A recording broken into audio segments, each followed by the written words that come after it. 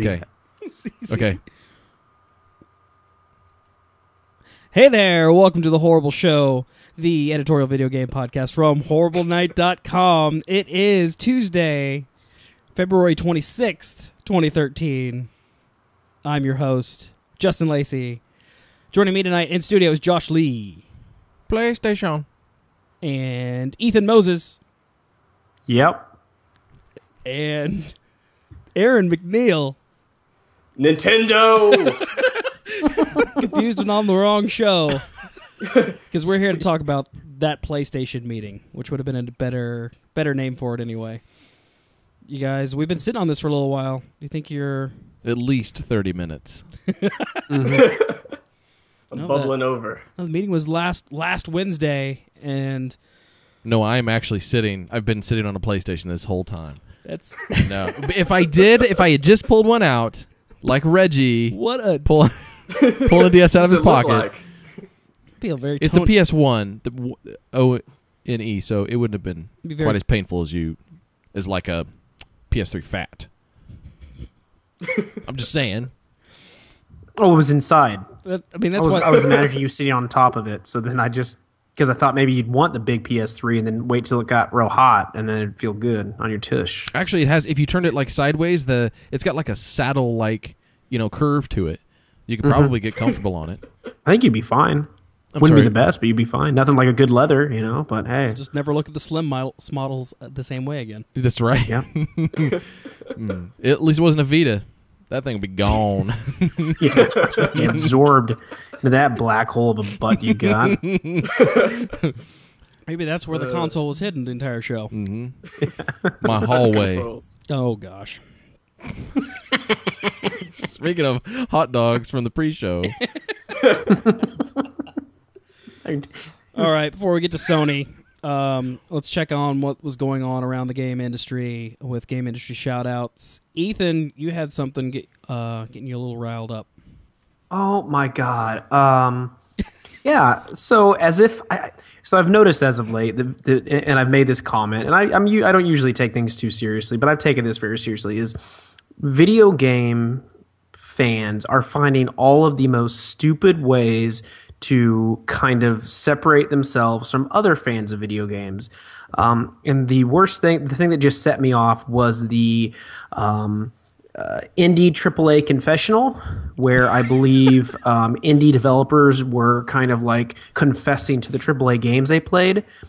And I was so pissed off about it because it's just like, really, people, do we have to get hipster? Now we're getting this hipster. We're hipster enough the way it is. Now we're going to get full hipster. And I was delighted to find out, though, there's a happy ending to the story. There's light at the end of the tunnel. There's gold at the end of the rainbow. There's treasure at the bottom of the ocean. More metaphors. But basically, everyone just called this hashtag out for being so stupid. Everyone did. Like, it was just like not like 99% of the people. It still made me mad, though, for the people that just were like, oh, I can't believe we played these. Because here's the issue. Is we all play AAA games. Yeah, I realize that maybe AAA developers and producers aren't really doing all that they can to make the industry as awesome as it possibly could be. But let's get over it. Like, we need them. Like, we do. There's an aspect of it that's needed. It's all going to fall in line. It's all going to fall into place. But get the fuck over it, dude. We don't have to be Greenpeace on everybody. We don't have to be whale rescue and attack all the Japanese whalers, because we don't agree with whaling. Maybe that's how they make their living. I don't know. I'm not a businessman. So many so things mad. I was going to last say night. in the middle of that, but no, I don't remember any of them because I'm wailing I don't right think now. there's any need. Oh, yeah, I think I squared that one up pretty well. Yep. So, did they get called out before or after you were inspired to write your True Gamer article? Although this happened literally, I got on last night, I got angry, and that anger stayed within me, but then literally 45 minutes later, everybody was like, you guys are being douchebags.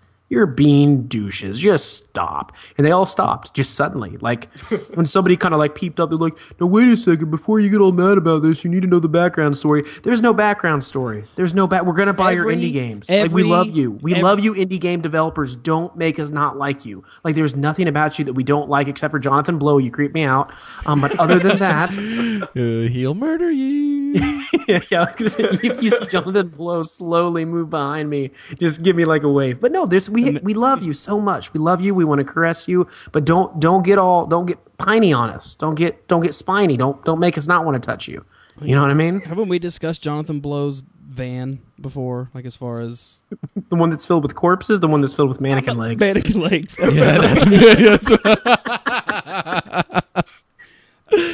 Man, which one of you sick bastards came up with that? Believe it was you, Josh. What? And I believe you also went as far as saying that each of them had their it was either mannequin legs or arms, and they each had an individual glove, or maybe their fingernails were painted. But then maybe I'm getting you confused with the first season of Dexter. Too. Yeah, that wasn't me. Quite sure. I'm trying to think if a Twitter hashtag has ever inspired me to write an article before. So this might be a first for the site. Oh, and it was so dumb. I felt dumb about it because it's a hashtag. They're so stupid. They're so throwaway. But this one got to me because I just wish, as video game playing citizens, we could just come together and love each other, man. Let's just love on each other. Heavy. And the jokes were dumb. Oh yeah. Like as it got rolling, like my feed was. I mean, I was starting to unfollow, like, industry people because I couldn't. I'm like, nope, can't do this anymore. Yeah. I'll refollow you once this is blown over. Yeah. And I think it has. I think didn't last that long. The tweeters. Kardashians back as the #1 hashtag. Thank God. Yes. What's that baby going to be? Ooh. I think it's a male. Is it a boy? Is it a boy or a girl? Kim Ye? Did you just say Kim Ye? Kim Ye, baby. Oh, no. These guys are much more informed than we are. Oh, yeah, that's what I do all day. I was going to ask you, what is German daytime television like? I don't watch it. Okay. At all. Yeah, no, I don't have actual TV. Aaron, let's go to your game industry shout-out. My shout-out is purely just born from the fact that I'm trying to finish up Assassin's Creed 3 this week. And so a poster has emerged. Kotaku found out, I guess game stores will have a poster of what appears to be an assassin on a boat surrounded by pirates. And that might be the next Assassin's Creed.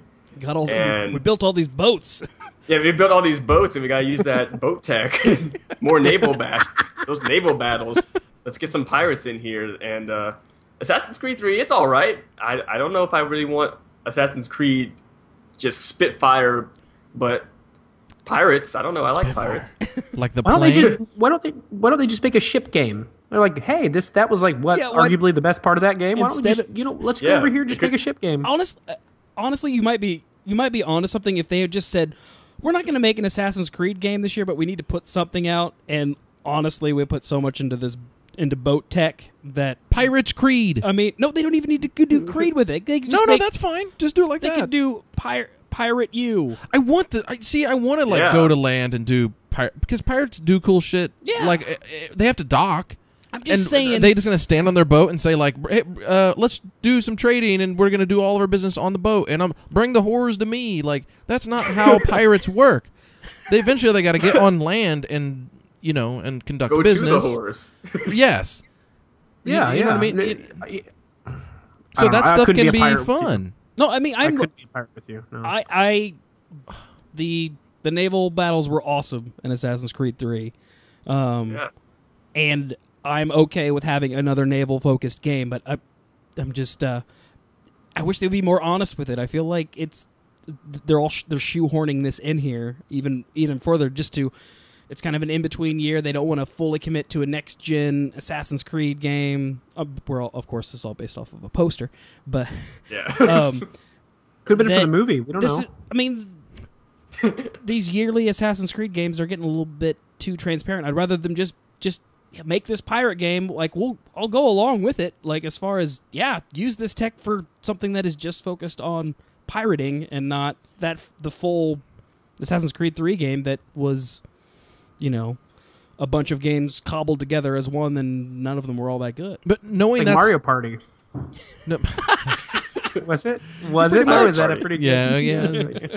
But it's exactly like Mario Party. Knowing that is not ever going to happen because if you were in charge, they wouldn't make money. So can't we just hope that they actually do different things with the game, and then say, okay, so so it doesn't play out exactly the same as the previous ones, and then they just take the good parts about 3 that we liked and add some new shit in there, and you go, hey, this is a fun game, and you really are just playing a pirate, not just like an assassin who's a stowaway, and like he's also he's pretty good at like steering ships. Mm-hmm. Like that would be kind of cool if you're just like, yeah, oh, this guy like in that. your lineage was actually he was a freaking pirate. He also just happened to like get a letter via crow or whatever, and it would say like, oh, kill this guy, okay, and let's go sail that way and kill a guy. But just you should take out your targets with cannonballs and I don't know, like heat-seeking parrots and shit. Have you played like Pirates, Vikings, and Knights like that? Like the pirates in that game were real deadly. I would like to see that game. Yeah. I don't know what that game is. You could, and it was a multiplayer 3-way Steam Half-Life 2 mod PvP thing. But you can name your parrot, and I hope that there's a parrot. Your main character has one, and you can name him and feed him. Oh, that's the mini game. I hope they do a hunting MGS2 twist, and parrot you just growing. play as the parrot for most of the game. You start out as the pirate.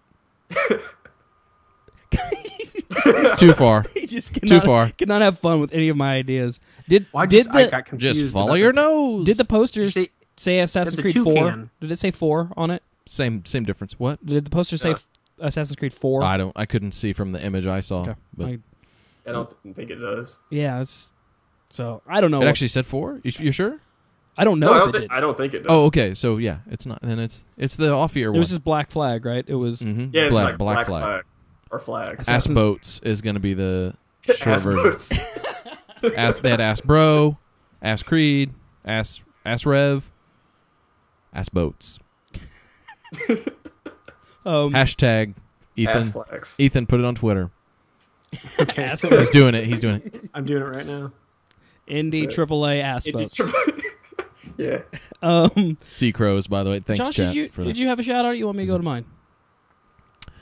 Actually, I do. I have a small thing Okay. I want to mention. I finally watched House of Cards. You guys watched that, right? No, wait. The I watched the pilot. Yeah. Okay. Netflix. Okay, yeah, the Netflix show, Kevin Spacey, he's a congressman. It's a remake of a British show, whatever. It's a really good show, but there is the most ridiculous product placement. Oh. I feel like we talked about this on the show. I guess we haven't. No, I haven't talked about. Okay, so I just want to say, good job, Sony, on somehow getting like the most ridiculous product placement since like The Wizard. It's so dumb. Like Kevin Spacey plays video games in his like spare time sometimes. Like, Let's see, Dr. House? Yeah. Was Game Boy? I don't know. See, he's like the busiest dude in the world, and he'll just be sitting on the couch, and he's like, "I've got to play my PlayStation." And you see his like hand. He's playing I think it's Warfighter or something. It's like it's first-person shooter, but it's not Call of Duty. And he's just like, I think it's just called first mashing the buttons like like fake video game TV playing. I'm like, okay, I respect that. And then, but there's this scene where he goes to this guy's house, and this guy's got a couple of kids, and one of the kids is playing Vita. And they tell the kids to leave the room so they can do business or whatever, and they sit down on the couch. And these are just like 2 U.S. congressmen, and they're about to talk about some serious business. And Kevin Spacey turns to the guy, and he looks on the coffee table, and he's like, "Oh, is this a PS Vita?" He's like, "Yeah." He's like, "Oh, I'm jealous. I need to get one of these. It'd be great for my car rides." And then he goes, "Yeah." It's like he looks at the camera and like holds it up. He goes, "What games does he have?" And then the other guy goes, "All of them." And he's just like, "Wow." It's just this. It only does. All 3 of them. Yeah. There was actually on Workaholics this past week or 2 weeks ago. They were playing God of War Ascension, and it was like the exact same kind of thing. They were like, "Hey, what are you doing? You can't just play God of War Ascension all day long." I know, like just the box appears like in the frame, and you don't know who's holding it.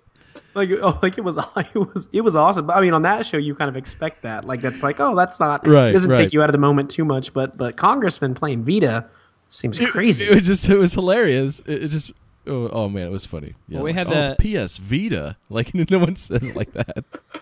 We had that article on the site about what was that? The Heart of Dixie show that had Halo 4 show up in it. That was a big Yeah. one. Oh, what was it?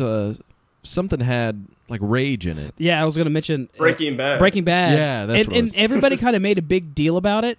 But you never see like That wasn't like this. they don't like talk about it. It's just Right. kind of on in the background because there's video games in this house and it kind of fits. but Yeah. they didn't. Like, I think you saw the logo on screen at one point, but like nobody referenced it. It wasn't a video a moment where the characters are playing video games. It was just kind of on in this house. Jesse, So, stop playing Rage. By id Software. man, By I wish id it was like Software. Fallout. No. My shout out actually goes to Digital Extremes and Patrick Klepek's article. He kind of dug into their history. Digital Extremes was actually the first developer that kind of promoted next gen when this generation popped up. Like, they were the first ones. Oh, our game Dark Sector is going to be, it's the first next gen game, and what they showed wasn't even remotely what the game turned out to be. And that, I mean, the game came out a couple years after the consoles were already out, but Digital Extremes has had a little bit of a resurgence lately. We've talked a bit about Darkness 2, we've played Warframe, and then they're also working on the new Star Trek game. And I believe these guys were responsible for Deathmatch in Unreal Tournament. Is that right? So they've had a really interesting history, and it's a really good article. Just, I'm always fascinated by these companies, especially the ones that have been around for a while and aren't necessarily grown into huge names, but this has become a solid company, and I think they're kind of on the verge of doing some big things. I'm excited about their upcoming games, and so it was really interesting to look back. Oh yeah, these were the Dark Sector guys, and they tried to wow us with what they thought the next gen would be. So they went back and played like the original trailers and compared it to like that original Dark Sector trailer is Warframe today. Pretty much. Yeah, like, it's crazy. It's got those weird. Even the character model is like the same with the little half horn thing, the Guyver looking dude. So it's pretty neat. It's a pretty cool article, so I recommend checking that out. History. It's a good history lesson. Horrible shout-outs. Guys, what had your attention on the site, Josh? Well, I just want to say how proud I am of all of you guys. In the past year, 4 people, I think, on the site have or are building now new PCs. Like, I'm just so proud of you guys. And no one has asked me to help build the things.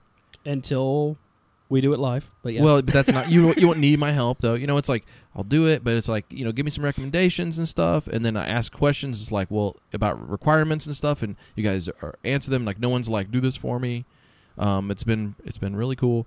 Everybody's like kind of embracing it, and especially for like, I don't like what. Sometimes we can be like anti certain platforms. I feel like, and I think PC was that maybe for a while there. It's like, sure. PC, whatever. I'd kind of given up on it, and then so like it's like, so just seeing like you guys come around just gives me hope that hopefully like there's other people out there just going like, oh wow, those guys like, I just want people to know, that are listening, to know that if these guys can build their own computers, you can definitely build your own computer. Oh my gosh. It was definitely, I kind of went through the motions this weekend, which is actually kind of interesting on the tail end of the PlayStation announcement, that I was still amped about building my PC. Mm-hmm. But finally kind of locked in my build, but like doing the research took me back. It's been 10 years since I built a computer. So I've been a little bit out of touch, but just like, I kind of get into the nerdy side of it, of comparing things and kind of re-educating myself. But I'm excited. I've kind of redid my entire office this weekend in preparation for, it's time to get a serious computer in here, so we're gonna get a serious office. Or motivates me in weird ways. But I'm excited to see what happens with the PC. I mean, it's kind of a shame they're not going to get, unless Valve does something ridiculous. I can't. There's nothing on the equivalent of. There's not going to be a PC meeting where somebody gets together. This is the next generation of PC. It's always an ever-evolving thing. They don't get that kind of like that little watershed moment to establish the next big thing, quite like the consoles do. But I think it's going to be. Well, that's because they don't. The PC market doesn't really require that mainstream media coverage that everyone else does. They're not. Well, we already have the next generation. I mean, like, there's not anything to show. They're like, oh, remember that 3D card that came out, a year ago, 2 years ago. Yeah. Okay. But that's what all those things are about. It's like trying to get the Times or USA Today or Yahoo or whatever to cover the new game stuff. I mean, just jobbing that hand, getting you guys up, getting you guys excited.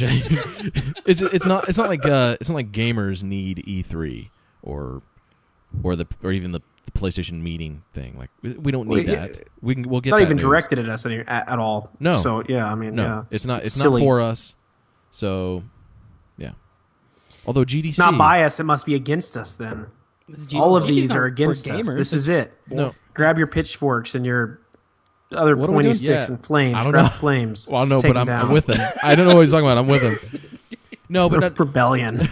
No, but you'll hear a lot of kind of like fun stuff come out of like GDC for like if you're like really into like PC stuff and you kind of care about those people. Those guys are there and they're probably talking about neat stuff. So go seek that out. And then like PAX, you get like a lot of indie stuff gets covered there. So if we had anything that was like that you want to pay attention to as like a PC gamer, that'd be the stuff. The big thing for me, I think we talked about it before, but I mainly used PCPartPicker.com kind of as my main resource as far as it lets you kind of build a system component by component and then lets you know like if you're missing an essential piece or something's going to like isn't going to be compatible with one another, so that's really helpful. And then it also scans all the online retailers to try to find you the best deal for each part, and so you can get an estimate of what your build costs. And it's really cool if you like save it, and then if you're not going to pull the trigger right away, you can come back and you see how your build what it has cost over the last few weeks and days. It has a whole chart of, my build right now is $100 more expensive than it would have been had I done it in November, that type of thing. So that was pretty cool. It's really handy for charts. Emailing that around. I do love charts. Man, yeah, stats, graphs. Yeah, let's see them. Send those to us. I want to be part of that. I can't. PowerPoints. Mm-hmm. Yeah. Can you imagine the spreadsheet? How fast my spreadsheets are going to be with my solid state hard drive? Oh, it'll be fast. Real. You need to get. What was I talking about? One of those new 30-inch or those 27-inch Korean monitors. They're only like $450. Yeah. But they've got like the high res. They're like the same screen you'll see in like the Dells and the Apples and stuff. But they're just so much cheaper. Now they don't have all the trimmings and the fixins, but they're high resolution and they're going to look good. It'll be IPS, so you're going to see the spreadsheets from any angle on that monitor. It won't wash out or invert those white and black colors, and you'll just have room for so many cells. Hot cells. Aaron, what's your horrible shout out? My shout out is the first-person Mario video that was put up on the site recently. I watched that, and that was pretty crazy. Just watching Mario bounce off those cannonballs. Yeah, just one of those bouncing back and forth those cannonballs. Ethan I almost was so motion sick. I was so motion sick. I had to look up at the little side-scrolling aspect. That's why he can't play action video games. No, that was actually the coolest part was seeing the 2D representation of what he was doing. Like as far as like, I couldn't tell at first. Like, is he playing a level or is this just like a custom? I mean, it is a custom thing for the video, but he was actually trying to play one of the last few ships and what are those things? Tanks? Are they tanks? There are tanks and there are ships and there's airships. Yeah. They're not the airships, but it's the level in World 8. It's World 8. It's a tank. Yeah, it's a tank. And then does the whole final encounter with Bowser for Mario 3, and that was I'd seen like I think they did an earlier or like tech demo or they did another render of this a while back, but this one was much more polished and pretty damn cool. So, Ethan, what's your shout out? Night moves. Apparently Bob Seger is completely okay with us using that as a tag, which is great. But dudes. I don't know if you guys back in TV land. I guess we're in TV land. You're back in regular, normal, boringville. Sorry.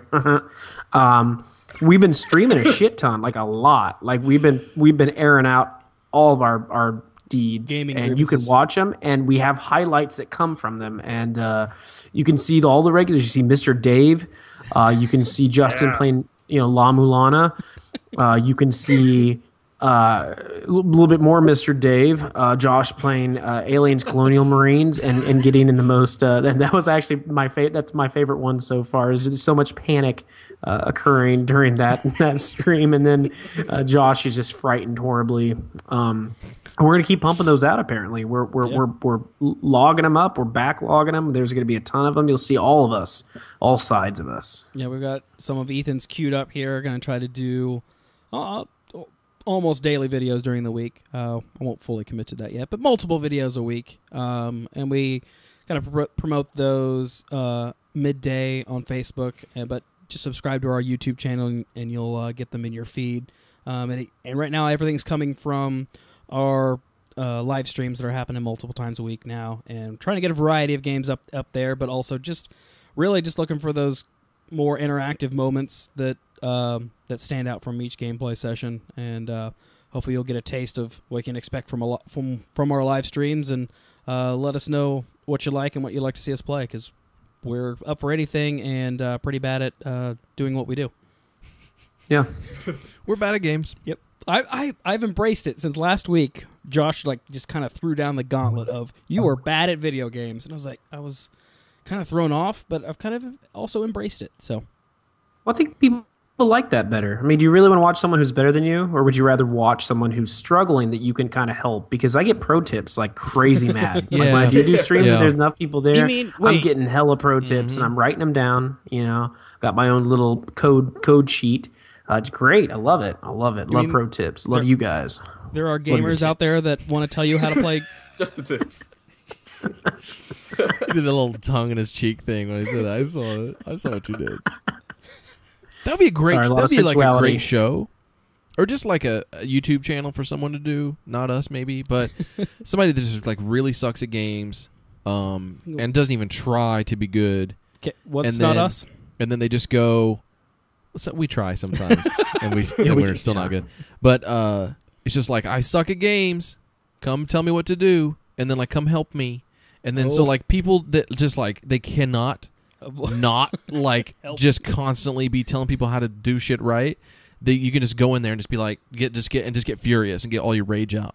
And just be like, God, you suck. Do this, do that, do this, that, and then you just okay. And then maybe he's not even very good at following instructions, but like, there's so many people get so mad at bad gamers, and just like go in there to this guy's channel. I don't want it to be us now. You see why? But I feel like if you set it up that way, it will definitely get the attention of. Yeah. Because helping thumbs. We'll work on the name. Thumb buddies. Just the tips. Is that it? I think just the tips. Actually just the pro tip. My shout out goes to Ethan, who is apparently not sick of zombies. We've had some conversation. No. We had a conversation on a recent episode of the Horrible Show about your, affinity for skeleton warriors and trying to bring those back. My to opt that in. Yeah, and so a lot of that centered around the fact that zombies are in every game, and we need some more like fodder enemies that somebody else needs some of the limelight there, and I thought you were moving on from zombies, and was that were you kind of lying to us? I feel like I was just, we were kind of round tabling, what that replacement was, because I often think about what the replacement would be, though, but I'm okay with zombies. I love the scenarios you get into with them, but the funny thing is actually when I was playing Left 4 Dead on Monday, I found a mod that turns the zombies into skeleton warriors, and so like there's a lot of this stream that is me. So it was actually pretty badass. But yeah, no, I just kind of realized that, every video game has terrorists in it, and they're all from the Middle East, and no one's tired of that. You know what I mean? And so why is everyone gaming up on the zombies? It's come on, man. There's robots in most every game. I know people fall back on zombies a lot, but I still enjoy them. I'm still okay with them. If you don't like zombies, you can avoid them. You can totally avoid them. I also wrote that article in about an hour and a half, so it wasn't, Ethan, thoughts weren't fully developed. Ethan, when I was watching, I watched some of that stream after the fact, but those skeletons, the replacement model for the zombies, they were red, and like all I could think was like was that not the color of the skeletons in Castlevania that would crumble and then get back up? Mm-hmm. Yeah. That's what I was kind of worried about. Obviously, How the water awesome would doesn't- that have been if There's you're like- playing that like- and none of them would die permanently? There's Well, there was something strange about That'd the be cool. skeletons because, like, to me, like, you just couldn't kill them in the way that you killed zombies. Like, you could see through them, so it was like they never ended. And it was really weird. I played with a number of different So, like, mods, wait. different common enemies, and that was the toughest one. the mod didn't work that way, did it? As far as like you weren't shooting through the skeletons, were you? Was it that? I don't believe so. I don't. It I don't didn't think look so. That like would have it, been no. awesome. It's like that kind of changed. Yeah, it didn't. That'd be great. That's a It was little bit intense. It's kind of wonky. Disorienting. Yeah, it was weird. Like my eyes, I was like, "Oh God, what's happening?" And then I thought about how horrible that situation was. But the cool thing was the skeletons in the mod, they had like maces and shields and armor and shit. And I was like, "Man, this is awesome. This is exactly what we were talking about last week or 2 weeks ago." The La Mulana has some red skeletons, and I had the exact same thought about. I was like, "Oh shit!" Like, Why else would you make them red? It's kind of funny what we Like, who would come up with the We always idea associate without that association or that inspiration from Castlevania? Name any other, like before that, any place you saw red skeletons. I got nothing. Red Exactly. What the hell? Red. Oh, come on. Come on. Communist skeletons. From Oh, Russia. Red Skull. Shit. That'll yeah. So Sony had this meeting last week. Some stuff happened. You want to talk about it? Was it a The- meeting? The PlayStation meeting. Josh and I's hopes and dreams crashed pretty early. This was not a Vita only event, although the Vita was featured prominently. And so my dream of the In a last very pretentious way. Yeah. my dream of the Last Guardian being an exclusive Vita title for the relaunch of the handheld did not occur. But they announced this thing called the PlayStation 4. Let's start there. Were you guys surprised that they stuck with the number system for the name? Nope. I guess Not at all. No, I guess I I would. didn't expect anything different. Yeah. Makes sense. I mean, why change it? What were you going to call it? The PlayStation Dolphin or the PlayStation? Orbis. Yeah, PlayStation, I was okay with- Nintendo. Yeah, The it's game fine. station. I knew it wasn't going to be the Orbis. That was the project name. the PlayStation Wii U. But I mean, kind of after the Vita, I didn't really. Where was Sony going with their branding? They might do something weird. I think it was one of those things that I thought about it for too long, so I'd kind of convinced myself, nope, they're not gonna do the 4. So Although I will say there, after I saw like half the presentation with the specs and all that, I thought they were just going to call it the computer. let's Yeah, talk about the presentation as far as Look at the all tone stuff. of it. Overall, I was glad that I'm still not 100% sure who the target audience was for the event, but I was They didn't glad have I'm one. glad they didn't go like all MTV with it, because I remember the 360 announcement, and they didn't bring out like celebrities and that type of thing. It was more focused on this is a developer friendly console. It had an interesting vibe to it that I didn't expect. They were talking to everyone, Okay. I think, but it was very gamer centric, like just Really, all the way across the board. I felt like Absolutely. a businessman, an elderly businessman, was trying to sell me on something I already kind of knew about. That was my whole vibe. They used things No. like ecosystem. That was and Willy all that Wonka kind up of there. like weird shit. No Huh? way, no way. There was just a ton of little things that they didn't have to say, but they did it anyways. And there were some things targeted towards developers, like trying to say like, hey, there was a message there, a clear one that said, Yeah. we're easy to develop for. We want they talked about self-publishing and all that Sorry kind of about the stuff. cell processor. It was in a way. It was like almost slightly apologetic, even without mentioning all those things. But there were so many little things. It was like, this is what the gamer wants. This is what you want, and it just like down the line. It's like every single bullet point you look, and it's like, well, shit, yeah, that's what gamers Wasn't want. there? That's what Was gamers there want. I think there was an applause break when they announced that they had 8 gigabytes of RAM. Like it was like Oh, he, I didn't he remember like the- kind of paused the around like, applause. and this has 8 gigabytes of RAM. So Well, that was a that's good. huge That's- sticking they've caught up to point that. with the Xbox 360 originally, and because almost shipped with half as much RAM as it had, and all the developers were pushing back on that. It was like that was a big thing. I think the Epic guys were really like hit them. They were like hitting Microsoft really hard about that. Like we cannot use 256 megs RAM. The guys at Epic have been drinking a lot in the last few years. Just like, can we move on? Yeah. Well, like Mark Rain can I ask had a a question huge real bobo quick? after that. No. Before we get too far into it, have you guys convinced yourselves that you're really excited for this, or are you playing devil's advocate at this point? I just want to get that off the table because I have comments I'll make regardless of either one of those. I don't play devil's advocate. Not really. Not that often. Okay. I'm not doing it now. Okay. So that's not my Okay. style. Okay. Straight shooter. Straight shooter. I'm just reacting. I'm not making any hard conclusions at this point. I feel like we've got a long way to go. Oh yeah, we've got a long way to go in 2013. So I love PlayStation. Real hard conclusions. so Yeah, there's just nothing. Yeah. You know, it's sad. Here's a sad thing. Here's what I took away from this, and I understand.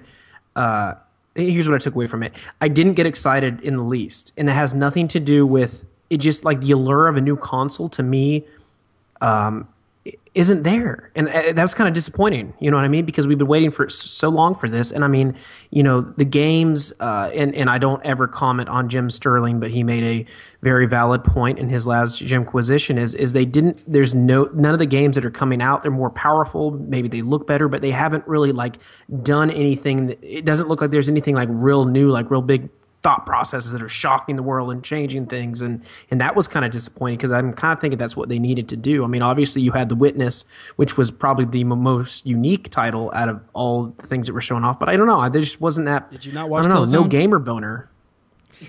yeah, Jonathan Blows. Yeah, I'm saying that about Jonathan. You know, I mean, I don't know. I just, I guess I don't know. I guess maybe my bar was lower. Like I was more approaching this.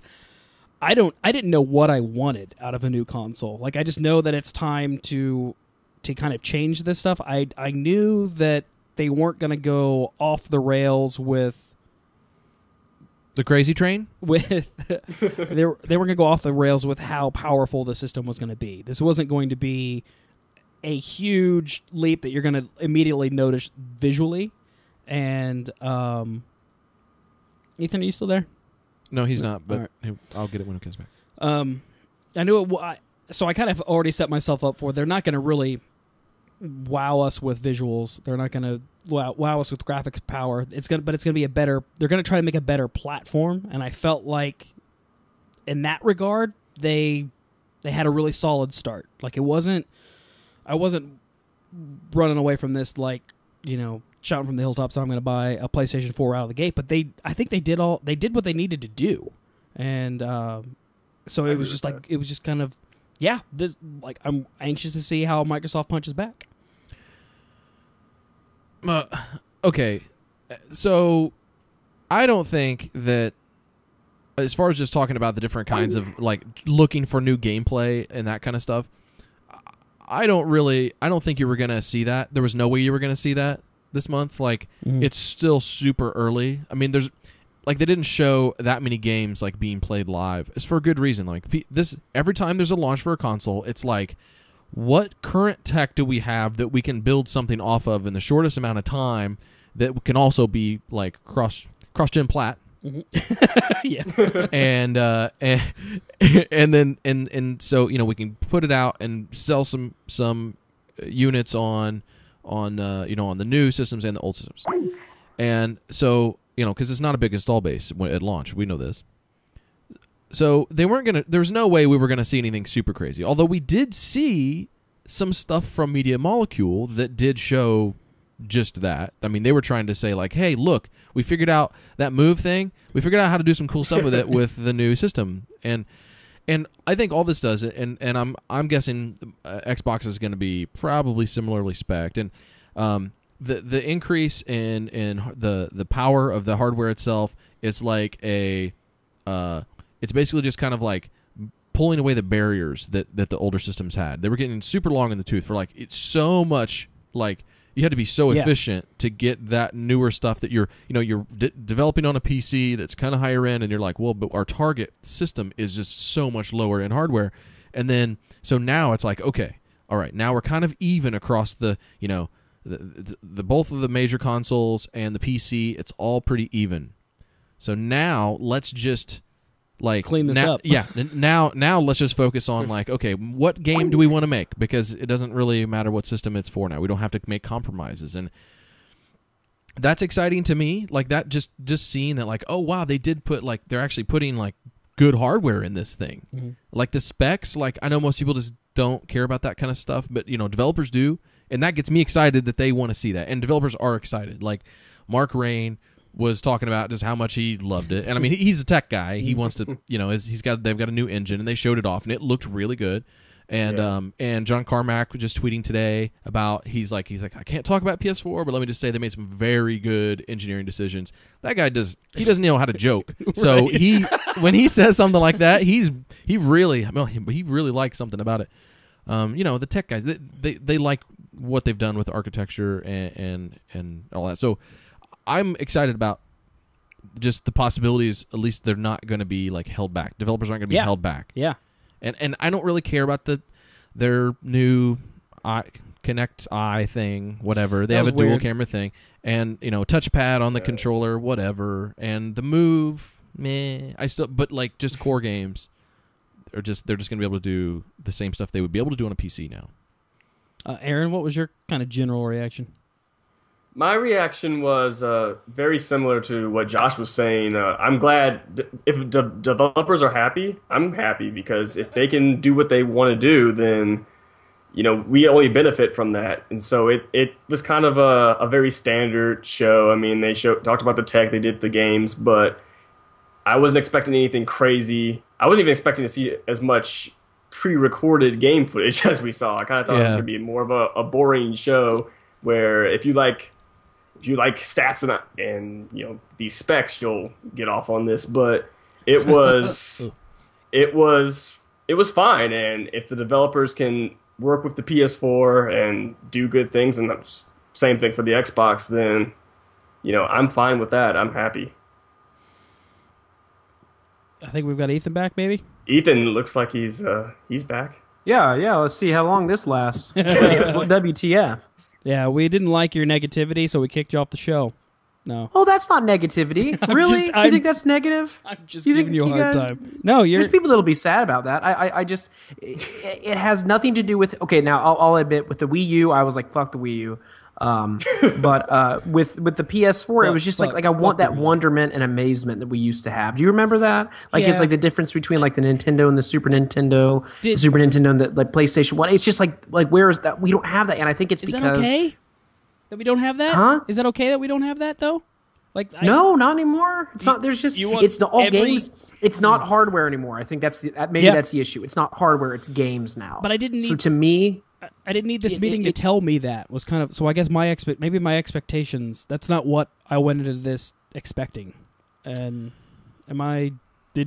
Well, it's not about expecting it. It's just about that's a nice feeling to have. Like it's like, oh, here's a new console generation. Let's get pumped. Here's what we're gonna see. And I think just such a slight. I mean, the power is there obviously, but just I didn't get those bubbles. I didn't get those bubbles that made me say I've got to have this. You know what I mean? There are a ton of there's a ton of people that don't play games on a PC with a high-end machine that crank up the graphics all the time. Now I don't know because I haven't talked to any of these people yet. But if you're a PlayStation guy, just all you play, that's the only console you have, like PS3 or even Xbox, and you see that Killzone demo, you've got to be wowed by the graphic power, right? It was really bog standard gameplay. But goddamn, did it look good. I mean, that looked good by PC standards. Like, most people's PCs will not make a game look that good.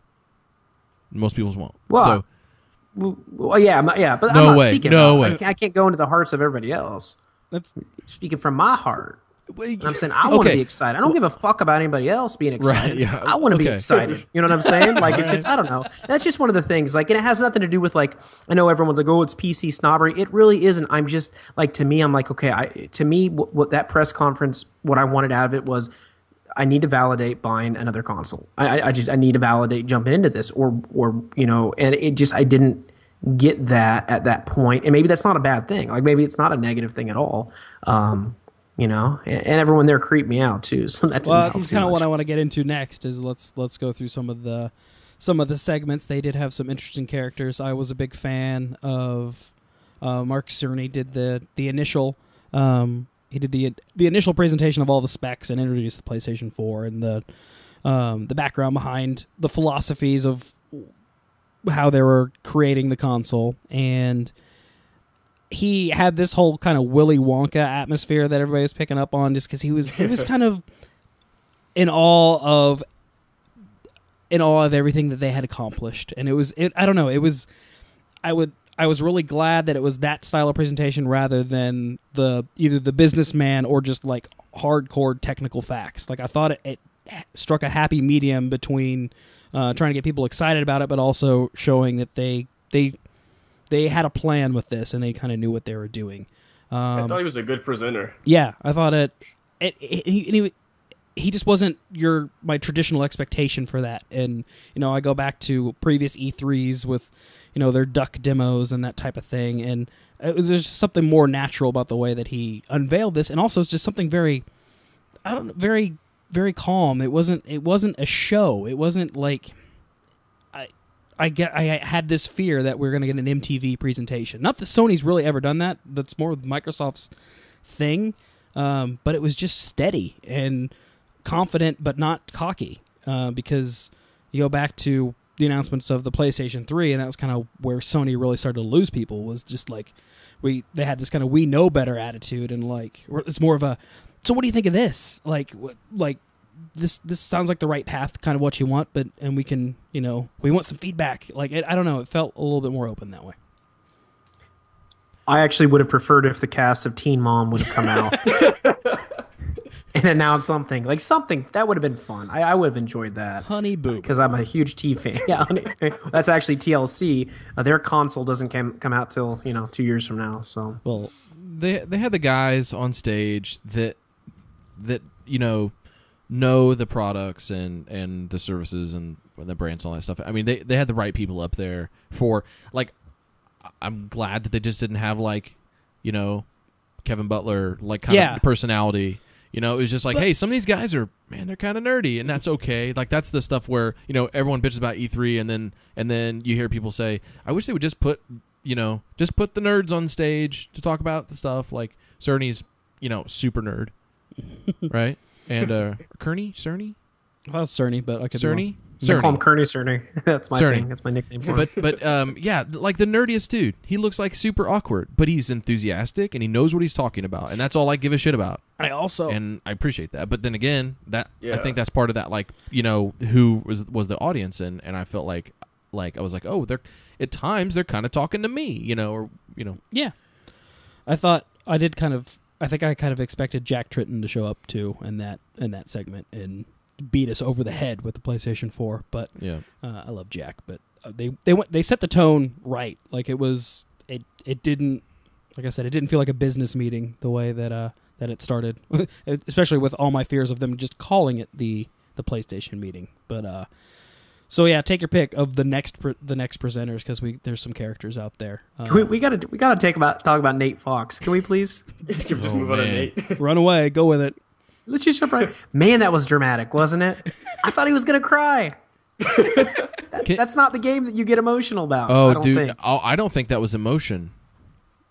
I think that was him. Like, oh, dude, like, I think him before or after the show, him and Jonathan Blow were sitting in the green room, just eating sticks of butter, and just like staring in each other's eyes, and they would just play. They're playing like some kind of freaky word association game with stuff that, like, it was just things they want to kill, like, or maybe he saw Jonathan Blow in mid murder. Maybe that was the issue. Is he thought back to that? He was okay, like, God, sure. I've seen something, and I want to scream out loud right now. No, you're right. We should give him the benefit of the doubt. Jonathan Blow just killed a hooker. They were just no. I was gonna say he just got didn't believe me. A fresh delivery of mannequins, and they had just finished de-legging them, and. But but I think that threw me off because, like David Cage, okay, like, I get it, like, that's kind of his shtick. But then when you go into like like that pause, which is such an awkward pause. He was talking about the new regardless. Infamous game, right? And he was Yeah, he was that's talking the- about like the technology, and I thought it was going to introduce Watch Dogs. And I'm like, wait, you're not the guy for that. What are you doing? Wrong company. Yeah. And because he was talking about like weird. what if, he's like computers, they're connected. Like what if they were more connected, and then like what if somebody took them from you? And then I was like, what the fuck is this? Watch Dogs? Yeah, but He it was like a weird like. Yeah. Well, yeah. It was like a weird Occupy was. Wall Street type thing. Like I was really expecting like crowds of like hippies to like walk onto Yeah. stage and just start chanting. Yeah. And I'm glad it Burning didn't happen. newspapers. Yeah. You are the problem. You are the problem, AAA developers. Indie Confessional. Quick, everybody up here. It was he was super creepy though. That, But I will say- he was the wrong choice. All of these had to go through some vetting process, right? Like, okay, you're gonna be one of the guys we're gonna put on stage, or even back at Sucker Punch, like you're gonna be the guy that's gonna talk about this game. But like, it's Infamous. Like, the trailer was cool. Like, I like Infamous, but Infamous is a fun game to me. It's not. It's not. It's a goofy, deep, fun game. Yeah, Deep it's experience. a comic game, and he presented something else. Yeah, but it's kind of edgy. It's pretty edgy. How's compared to? I mean, Although I don't. That doesn't mean anything because no matter what they were trying to convey, that dude he was weird. He was just weird. Weird guy. Sorry. Weird dude. Just I'd buy weird. drugs from him. It wasn't. Oh, I would definitely. You got to trust a man with eyes like that. You can trust him. He's used the stuff. He's tried it. He's sampled it. He's not going to give you shit. He'll give you the good stuff. You know. Quality stuff. But the next time you present your game, you may just stare off to the distance and just lose complete track of what you were going to do. You know. And did they dim the lights and like throw that green light on him specifically? Like I didn't see that happen to anybody else. Did you notice that? Like it was like, oh shit, he's getting emotional. Quick, go to the green lights. Maybe it'll get him back on track. I don't know. Make sure they're That awake stuck up with on me. So the weird. What other segments stood out, Josh? Well, wait, of the presenters? Yeah, Just in general. or just a sec. It goes. You can just go segment Well, or presenter. see okay. Where were you gonna go? I want to go there. I want to talk about why I was so excited just overall after this. Why I was just so up on the whole presentation and Sony's approach. And it was actually a combination of kind of all of the software stuff, like all of the service stuff they were talking about, because like they got the hardware right and it was like, okay, checkbox, move on. And then, like the Killzone thing, it was like, oh yeah, it looks good. It looks good. Now we got that stuff. But then they started talking about all those things that like the operating system basically it handles, and their ecosystem and stuff in the store. And it was like all my complaints or all the things I wish they'd had.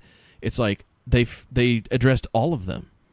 It's like everything digital day one, like it's like the Vita. They're talking about doing now it's not going to be mandatory, but they're trying to get all the developers to do the second or the off TV play. What are we calling that? Because Wii U does it with some games. Yeah, and you're going to be able to do that with the Vita. Stream your PS4 I wanna game call to your direct, Vita. I want to say direct stream, Well, but like, they did it on the PSP. I don't remember what it was called there either, but it's like, oh, okay, yeah, let's do that with more stuff though, because the PSP did it with like a dozen games. But like they just kind of out Nintendo there, like in a way, and it was like it was those things, and it was like the streaming stuff, the video sharing stuff. Yeah. Like at all times it's recording video and you can hit a button and then go and like send your clips to your friends. Literally hit a share button. Yeah. They just made the Twitch TV stuff like a million times simpler for like just sharing shit with your friends.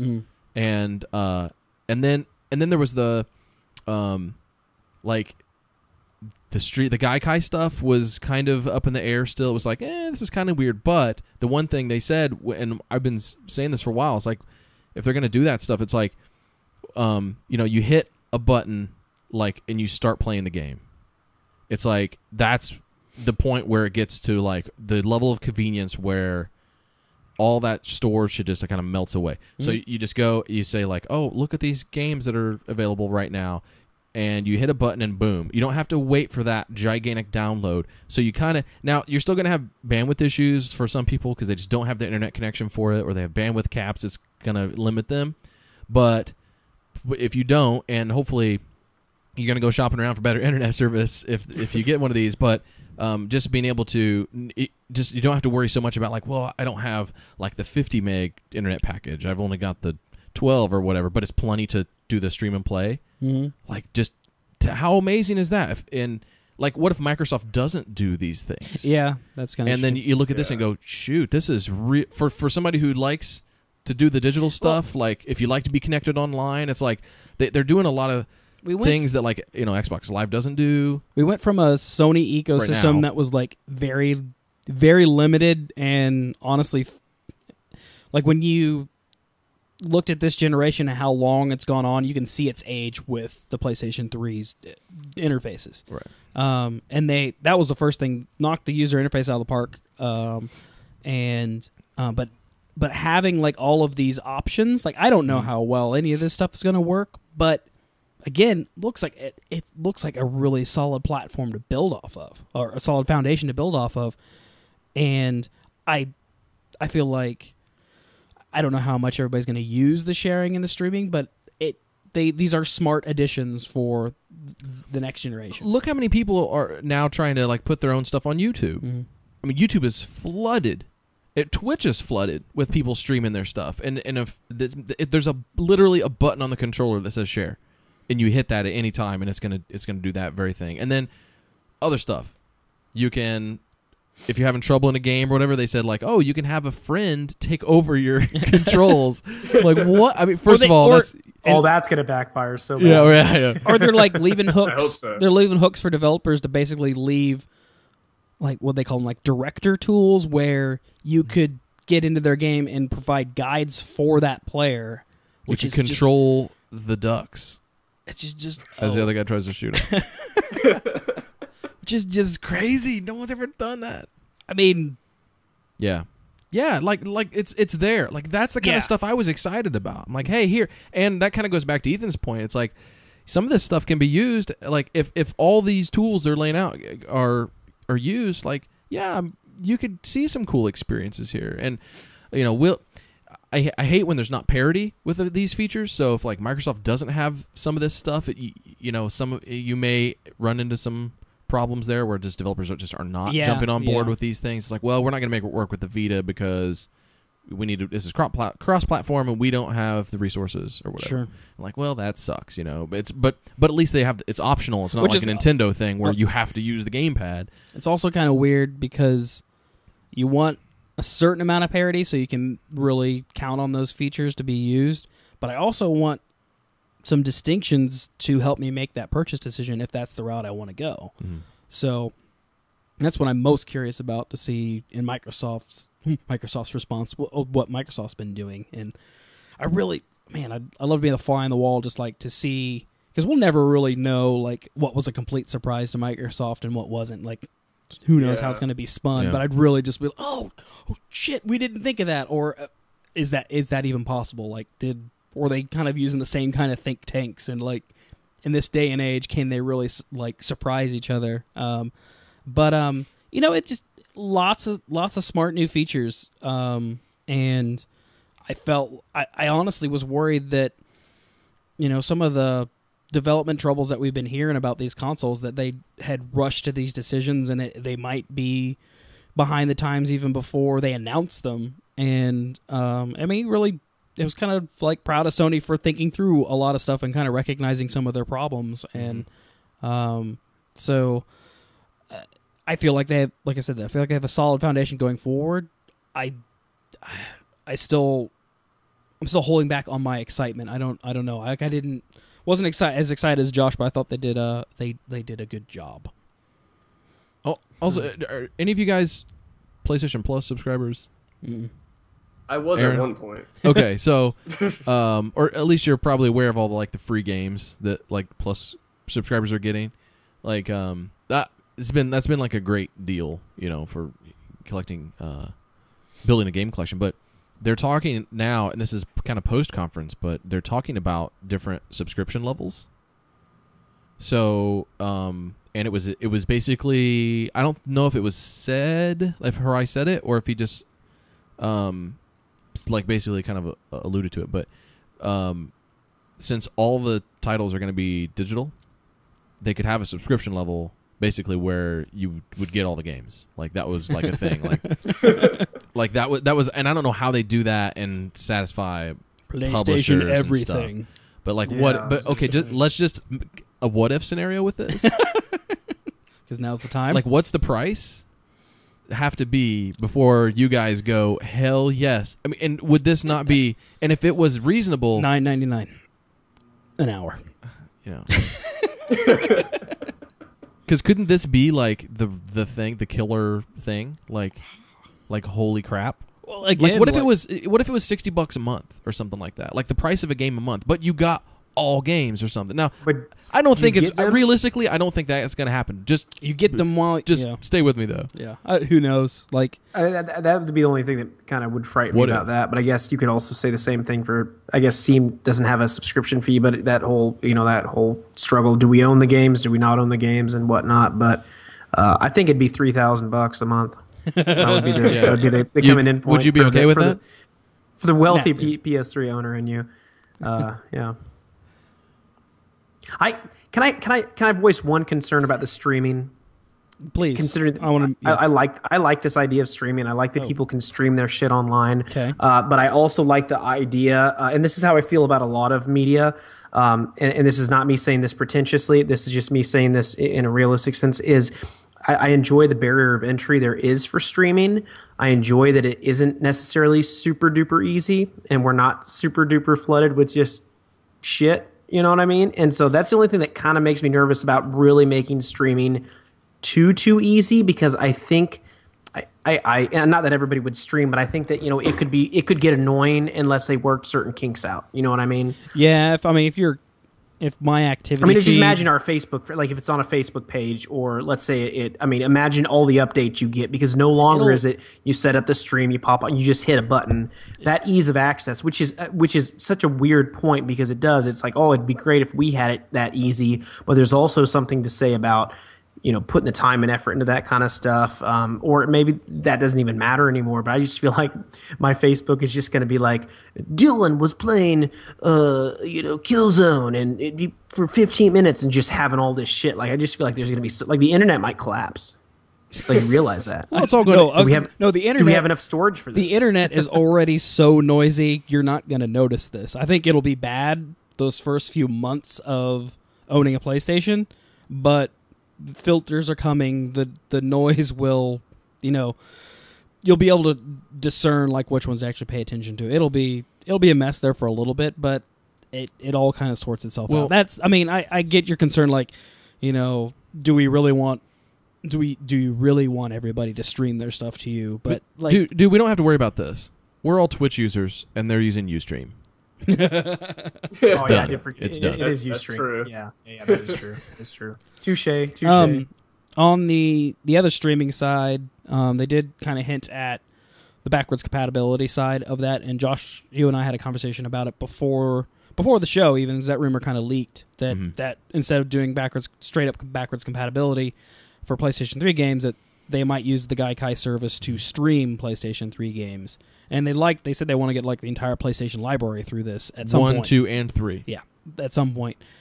And my reaction to that has been, that's nice for the people that want to play it that way, but still give me the option to download stuff. So that's not a selling point for me yet. Like, it is nice for like some instant play options, but there are only certain genres that I would play that I'm not going to notice input lag and that kind of, even if I have the best connection, like that stuff just, to me, isn't ready yet. But again, it's something they can build off of, and I think they have to go this route. So I understand, like, it's almost like you kind of have to include something like this, and I wonder how Microsoft will solve that problem. But to me, my interest still is, if I want to really play the game, you got to give me an option to download it as well. So, and I don't know how that will be solved. We'll probably still just get, how they've been doing PlayStation 2 stuff this gen, and just releasing updated versions of games. And I'm also worried, like, they haven't really sorted out my PlayStation Network purchases from this generation, how that will, the backwards compatibility there doesn't sound like it's going to be. No, that's not happening. So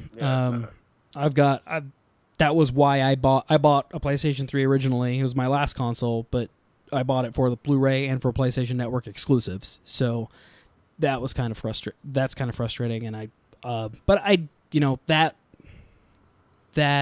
won't be solved those first few years. But I'd be surprised if the greatest hits don't somehow come back. And I'm also not going to ditch my PlayStation 3 anytime soon. That's not a selling point to me yet, the way they're solving that backwards compatibility. I agree. It's basically like, I'm not sold on the streaming thing. I didn't think OnLive worked that well. I don't think Sony's Gaikai stuff is I don't think they're ever gonna fix that weird input lag plus compression of the video stream. Like, I don't think that's ever gonna make for a great gameplay experience for, but if, maybe with some like old ass games, like PS1 games or something, like, can it look worse? And a lot of the stuff like ran so poorly that you maybe won't notice the input lag. So because it was all, like, go play Warhawk. Would I have noticed? Derby. They're pretty poopy. Could I have been worse at Soul Reaver with input lag? I'm not sure.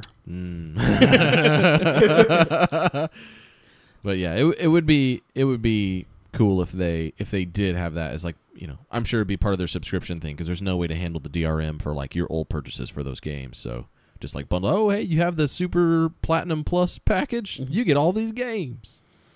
Congratulations. Anybody want to talk about? I'm going to go through some of the games here. Drive Club and that was a great presentation.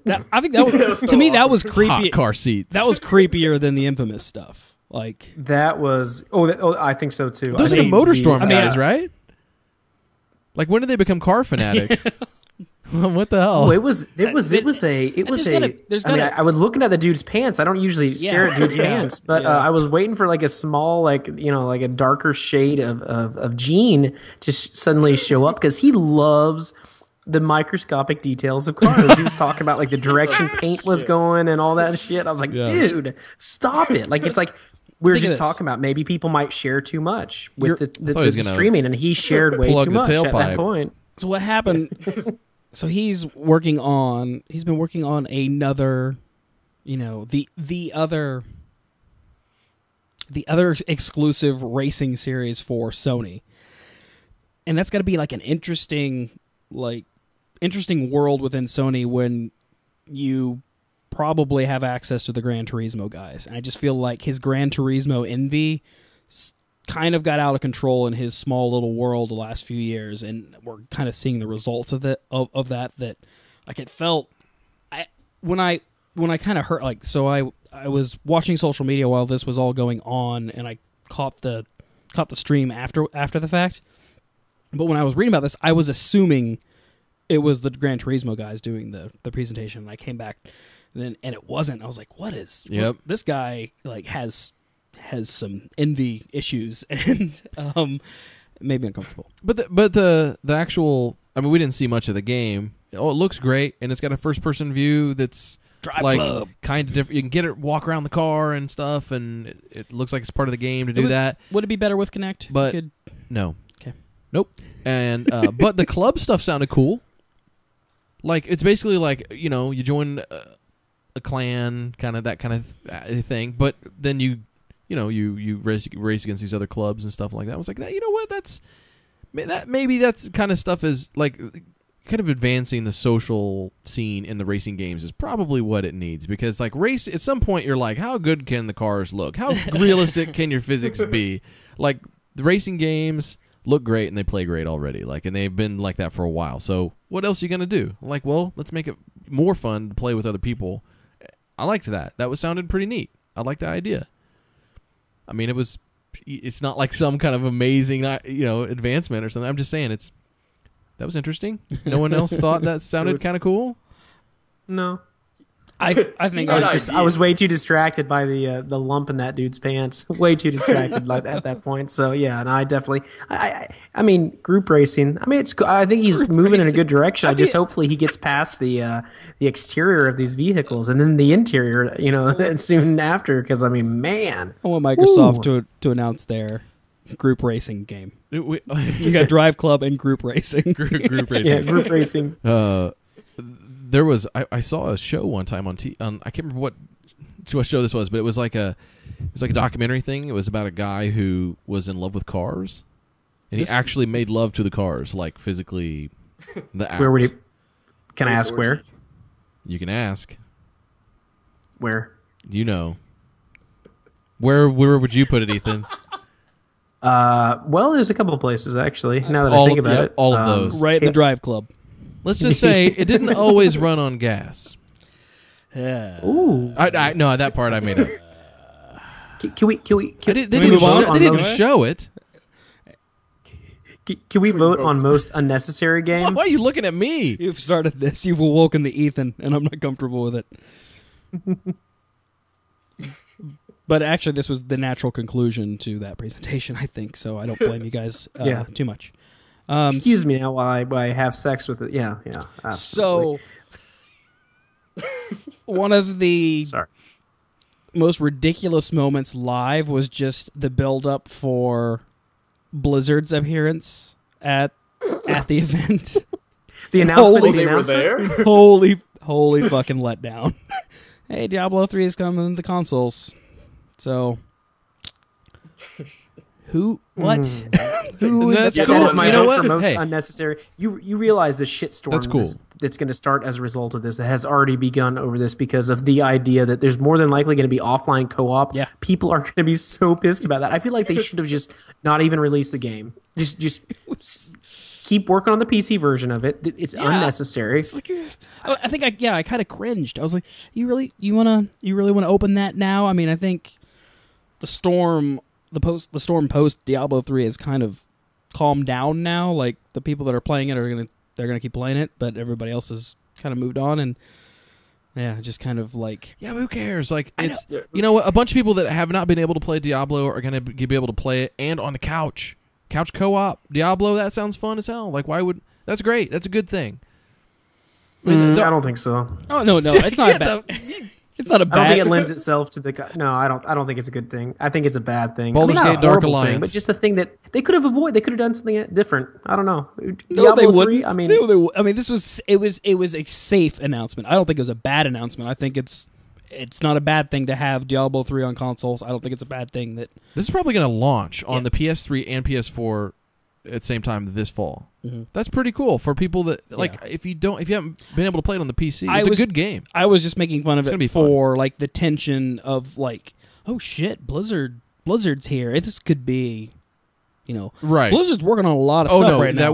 You're right. And World of Warcraft on the PS4. That's what everybody was expecting. A Titan announcement or like it. Ghost is back for those few moments leading up to yeah. that. Yeah, for those few moments leading up to that, it could have been anything, and it was just kind of like, oh, all right. I mean, that really could have been handled in a press release and been fine, but thanks, and that's kind of cool. But it just hopefully they're doing other things too. Yeah, is kind of what I was getting out of that stuff. Like all this is like, hey, here, look, we're making console games again. I mean, they said that they're like, we're glad to be doing this again. Weird. So maybe they're going to make a game like that's not a game that... I mean, Diablo kinds of games are normally just on PCs because like there's a lot of clicking going on. But they figured out people a long time ago figured out how to... The Dark Alliance games, like those did it, Snowblind did it. And it worked great. It was fun. Those are the same... It's the same games. So I'm just thinking like, okay, so now maybe they'll do whatever other thing they're working on. Yeah. Maybe... And Sony said... episodic and free-to-play friendly. Mm-hmm. Like, you're going to have, so, yeah, maybe there is an MMO-like game that doesn't require, 100 buttons on a keyboard. And indie or developers can set, if they want to publish on PSN, they can set their own pricing and control all that stuff, too, so that wall's down. I mean, I think want these I are want to big see deals. I want to see Microsoft try to put a wall up. Like you can't. They will go away. Like Nintendo dropped that for the Wii U, like to try to get indies there too. So that is a great sign for the for the next gen. The Ouya just changed the landscape. Ooh, yeah. Are you saying "come at me, bro" to Microsoft, Justin? That's kind of what it sounded like. I'd like to see I want them to put walls up. Like I want to do it. Put those walls up. Yeah. No, you put those walls up, bro. You first. Yeah. You know? I mean, like it. Seriously, if they do that, there are things that they could do that would doom the console right off the bat if they are that dense or that arrogant to think that their walled off infrastructure is going to be a benefit next round. And but I wouldn't put it past them. So that's kind of, good luck if that's where you're headed is kind of my thing. So, Watch Dogs, they were very excited to.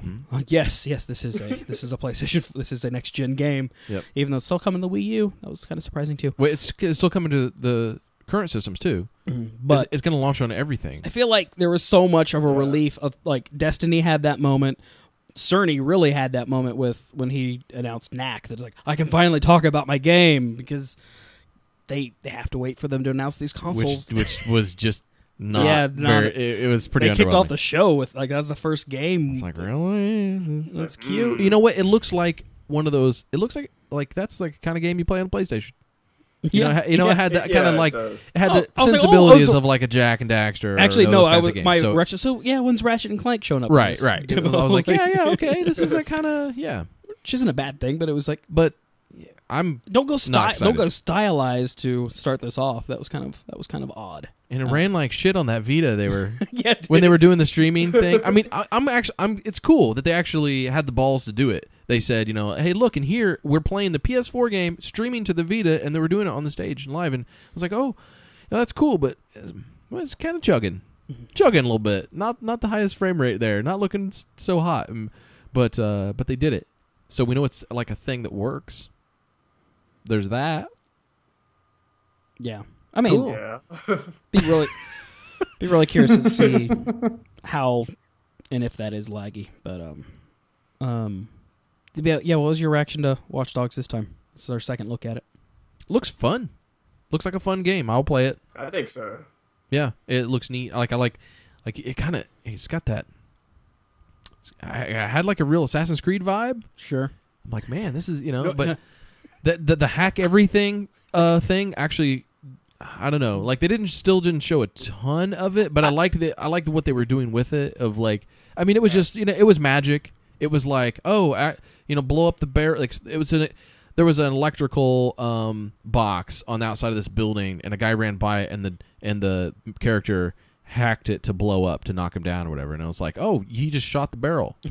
Like that was what they were doing, But the way they do it in the interface looked kind of neat. You always had like a lot of options to interact with the stuff around you, and that's kind of neat. But the most important part of the game, they still didn't explain at all, and that's how the other players interact with you while you're playing. Yeah, that fucking zoom out on their E3 demo. Like, what?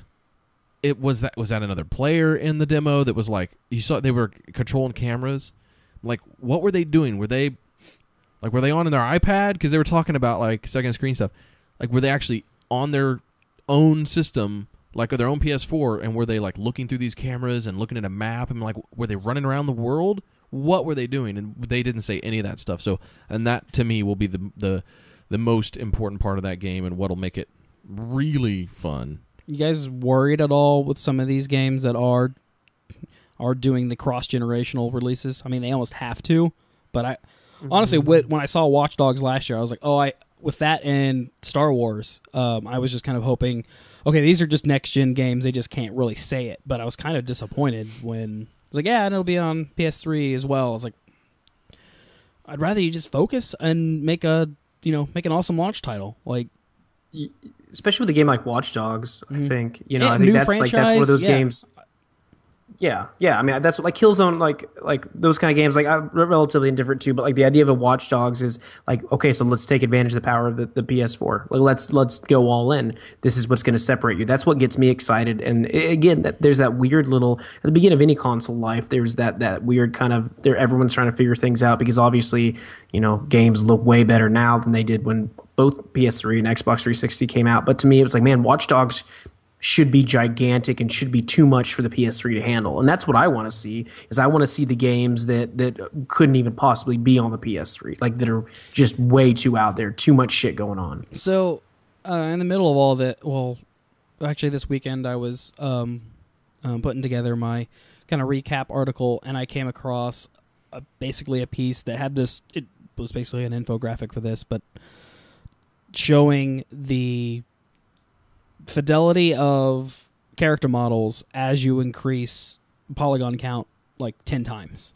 And just like we've kind of still hit that point, and I keep going back to this, sorry Ethan, that like I still was not expecting to be wowed by the graphics at this point. Just like it's going to look incrementally better, but it's not going to have the same impact that even 2 generations ago. Because I mean, honestly, as jaded as I was when I remember when they announced the 360, I was like, well, those graphics don't really look all that much better. And this was even before I'd played an HD game, and so I had even lower expectations of, because even when they, like I said, when they announced Watch Dogs and Star Wars, you kind of know it's a next gen game, but the fact that people are like, well, maybe that is playing on this generation's consoles, like I don't think the everyday consumer is going to be able to really tell. It's not going to have the graphical leap that we're looking for. So I keep looking for my high points elsewhere. So yeah, I think it's going to come. I mean, I think it's just going to come. And again, just using Watch Dogs as an example, it's going to come from the power of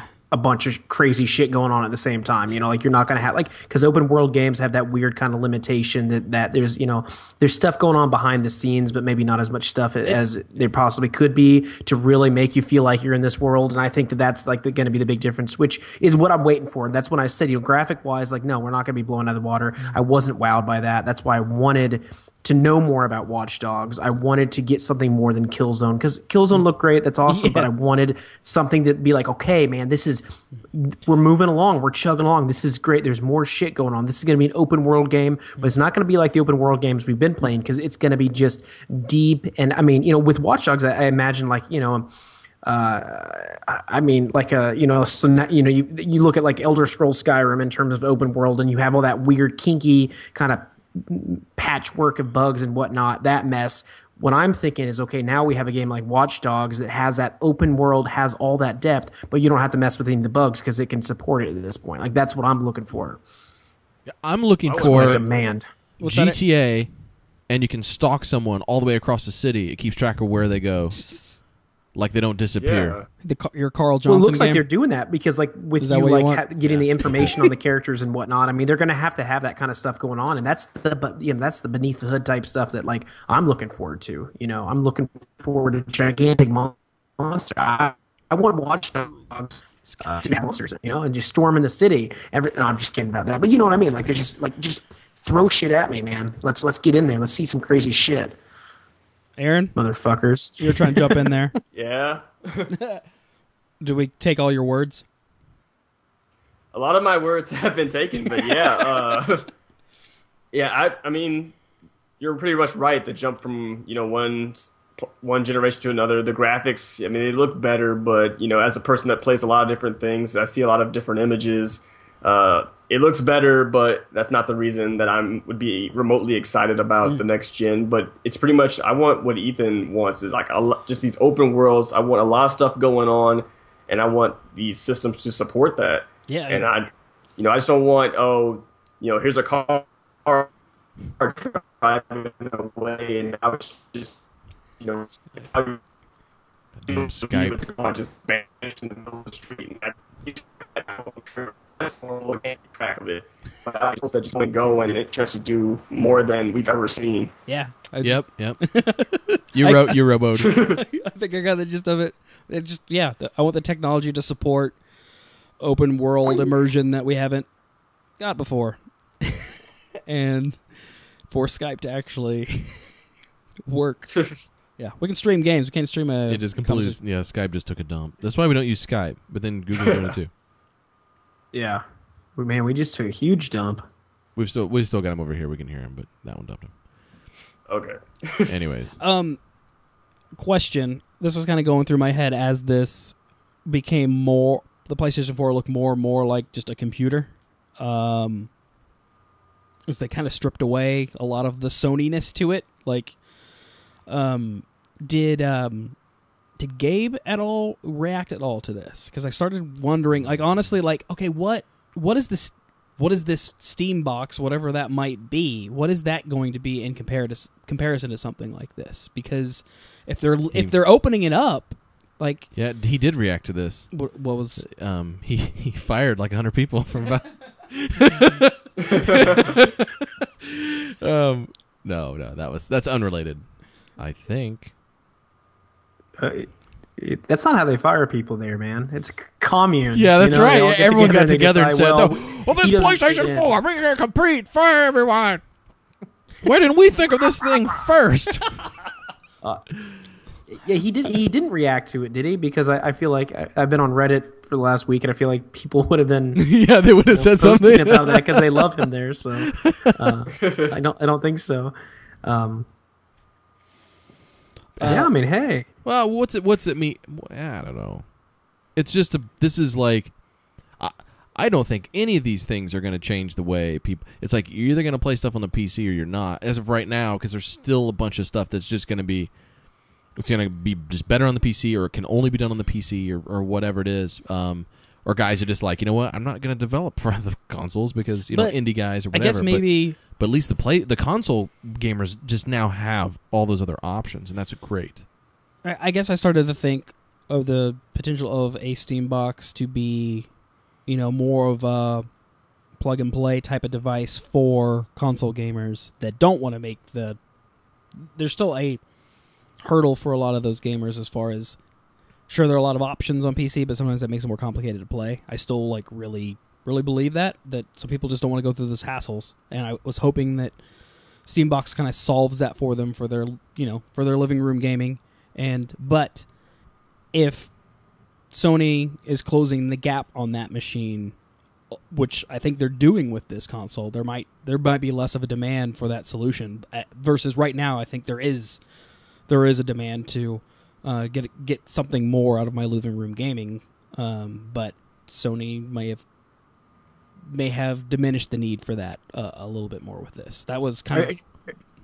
Do you mean like in reference to the Steam box, or just in reference to a more plug and play computer in general? Yeah, just that. I mean, I'm using the Steam box as my concept for that. But yeah, that plug because and play. To me, the Steam box, what it has over, what it has over the PlayStation, the thing that is Steam. I mean, that's like the big thing. Like I think, but no, I mean, it'll run Linux. It won't have the game library. You'll be able to play any of your games. Okay, not well. That hasn't been confirmed yet, though, has it? I'm not talking. I'm talking. They said that. I'm talking the plug and play PC. Just the plug and play PC. Okay. So no matter who makes it, right? It could be a Dell or something or whatever. Yeah, because it's really nebulous what that's going to be. But I'm talking.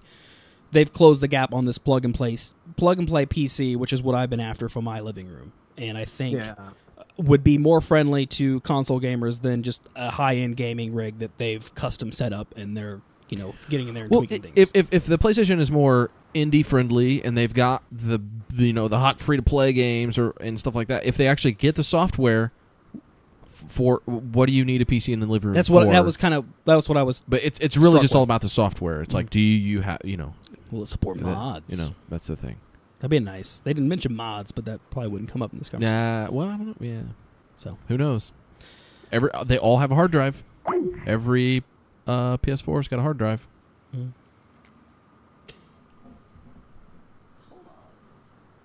All right. Skype continues to be awesome. We mentioned David Cage a little bit. One of the other takeaways I had was that they kept, but between like the little video with a lot of the Sony developers and then with David Cage, they had basically the Gran Turismo guys and David Cage talking about how technically proficient this system is and the options that it that allows them to have as developers from these. I mean, honestly, you've got the developer that only makes car games, and then David Cage that makes these other kind of game experiences that aren't really pushing it in the traditional ways. And I thought that was kind of odd to have those guys touting the power of this thing when, I really want more of a developer talking to it with more of a varied skill set that might represent. It was an interesting choice as far as, that's really cool that you made that old man's face look that awesome. But old man face was the best. Was People that love that guy's face. Dude, was that an actor, a real actor? Like, did that not look like... His head's literally been... No, like he looks super familiar. No, damn it. Like, he looks... You remember when they showed, like, the Beyond Two Souls, and it was like... And we were like, oh, there's the DB Sweeney, and like... And Ellen Page looked like Ellen Page, and then... But this guy, I'm like, man, this is an actor. I've seen this guy somewhere before. Did you guys get that? No, I was too creeped out. I was... I was familiar, too. but I don't know. It just I couldn't place it though. I'm like, what's this guy been in? This is a guy. This is a dude. I've seen him. I just could not. I couldn't place it. Someone out there. One disembodied head. You've seen them all. So yeah. Sure. He had one of those faces. Are you playing Jonathan Blow again? Is it Jonathan Blow? It was was Jonathan Blow's hand inside of that dude's neck, like puppeting him? Yeah, I think he said, "I want one of those faces." Square Enix was there to show off Squeenix show off a demo that they showed at E3. It was a really nice Final Fantasy cutscene. Yeah, but there was like dragons and cultists and a beautiful city and a bunch of dudes from Uncharted 3 or something like with AK-47s. Like, whoa, what? So there's gonna be a Final Fantasy game on PlayStation 4. Well, there's going to be something. We don't know if it... I mean, maybe that wasn't Final Fantasy. No. Right? Uncharted But I was 4. worried about that. It could have been one of their other properties. That was a deal breaker if that didn't. Yeah, and who was... What's his name came out and he's like, and there will be more to show at E3. Thank you. And then Capcom showed off their new game engine. They're still bringing it. Dude. Dragons. Deep Down, they called it. Deep Down, DD. Dragons Deep Dogma 2, maybe? Holy shit, that looked good. That looked really good. I was thinking Double Down, the KFC sandwich. Damn it. I'm hungry. Don't stop. We were talking about food earlier. I mean, we go back and forth on Capcom, but like we praise them pretty highly sometimes, but also give them some shit. But that looked really good, man. But like, that looked awesome. I gotta give them props for continuing to like push it on their engines. Like every time I keep expecting them to just we'll just license Unreal, like that. Empty framework looks good, man. So they don't need Unreal Engine. I'm optimistic about there.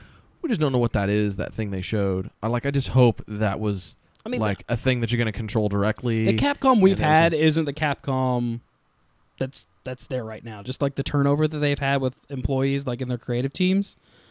So I'm excited to see what they do because they're trying some interesting stuff. Well, they need to. Yeah. They needed to. Mm-hmm.